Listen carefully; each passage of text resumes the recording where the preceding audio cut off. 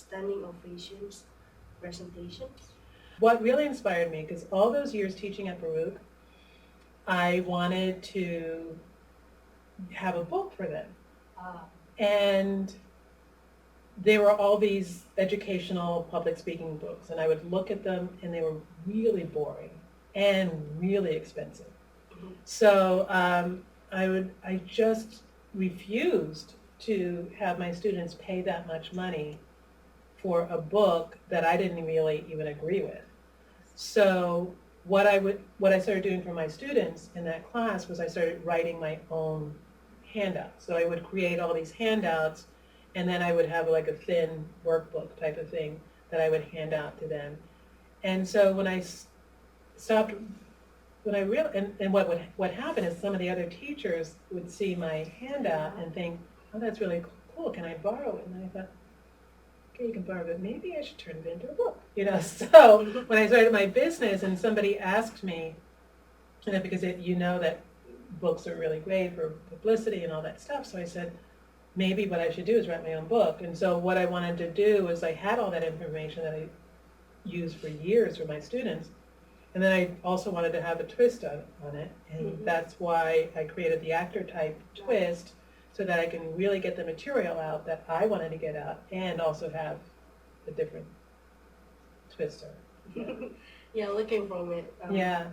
watching your presentation about the perspective of the actors that have different stuff. Yeah. I guess it's coming from experience that you see Yeah. from your Yeah. student and something like that. Exactly, yeah. I found it, my students, and that was what was interesting, and I learned it through English as a second language, because I would have students in my class from Russia, from Japan, from Korea, and like each year that I would meet with them, I would talk to them, work with them, it's like, well, he reminds me of this Korean student I had, and this Japanese student reminds me of this Russian student.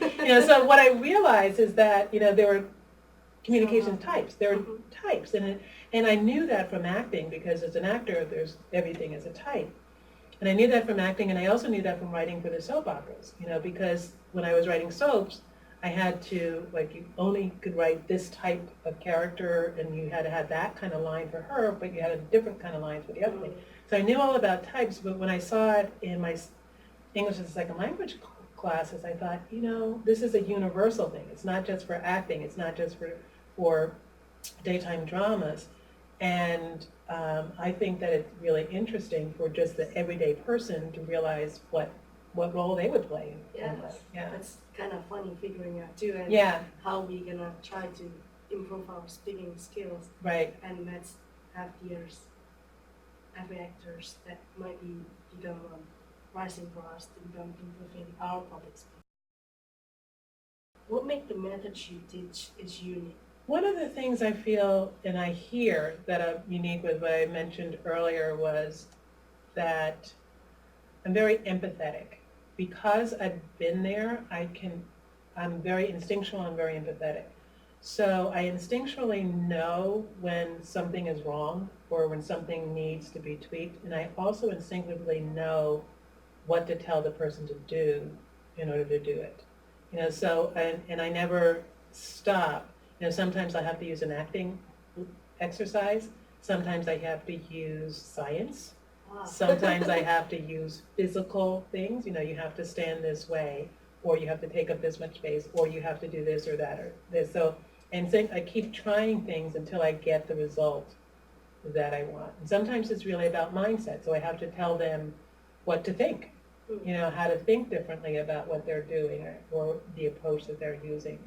So it's like, with me, like, the toolbox is huge. I mean, I have a large toolbox that I pull from different things to help them. And then at the same time, because I came from a shy person, I understand that it's not easy. And I understand, and I can relate to them on a level that is not judging. And that's another thing a client just said to me. She said, you're giving me all this feedback, and you're giving me all this stuff to do, and you're so patient, but not in a judging way.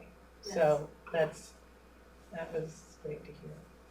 Yeah, I'm glad to hear that. And some people may say that you are an actress, So you must be natural at this. Is it possible for an average person giving a standing ovation presentation in the public? Yes, I do believe that anybody can learn how to speak. It's going to be different, and that's the other reason why I did do the actor types, because the way that I give a presentation is not going to be the way that somebody else gives a presentation. And if you're really connected to who it is that you are, you can give a quieter whiz kid type of presentation and still be really effective. Or you can, so everything doesn't have to be huge and hero-like or anything like that. And I truly believe that everybody, when the audience can feel and the audience knows that the audience is center, you know, that the speaker cares about me and knows the subject and can touch me in different places emotionally, then you can be a great speaker. And being an actress may impact it, but I was shy, you know, so that was, you know, that's not, that wasn't even a given, you know, it's like I had to work really hard to act, and then, and so everybody, I feel like if I could do it, anybody could do it. What advice that you can give to a college student to be a better public speaker, giving presentation in class, or maybe down the road they're gonna find a job that they're gonna do public speaking, making a presentation to make the follower can work together and become a successful presentation. Yeah, well, the main advice I have is to really do a lot of research in yourself. You know, find out what your story is. You know, find out what your, some people call it your special sauce, some people call it your special language, like what it is that you're bringing to the world in a way. And sometimes you can find it out by asking people, when you think of me, what do you think of? You know, what is 3 adjectives that you would use to describe me? And so those are some, or what are the 3 qualities that you admire the most about me? So you can start doing that kind of a research to figure out, how do I show up in the world and what are people getting from me? And then you can find, when you find that, it's like, so how can I use that as a way in my communication? How do I live it? How do I embody it? Sometimes it's like, for me, it's like, I really feel like there was a question at the presentation today about this dressing and presentations, like you want to be consistent.